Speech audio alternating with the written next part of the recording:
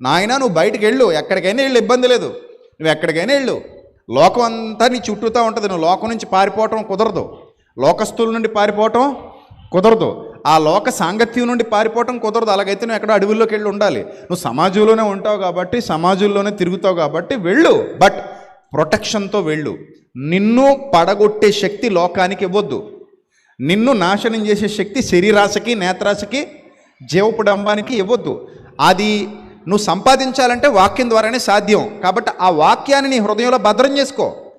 ఎక్కువ వాక్యాన్ని విను, ఎక్కువ దైవ గ్రంథంలో సంగతులు నేర్చుకో, ఎక్కువ దైవజ్ఞానానికి విలువనివ్వు, దైవజ్ఞానానికి పరుగెత్తు, సమయాన్ని కేటాయించు. That is very important to your spiritual life. నువ్వు అది కానీ చేయకపోతే నష్టపోతావు. అందుకే నష్టపోకుండా సత్యముతో నీ జీవితాన్ని కట్టుకో, సత్యముతో నీ బ్రతుకును కట్టుకో, సత్యముతో నీ హృదయాన్ని కట్టుకో, నీ మనస్సు అనే నడుమును కట్టుకో.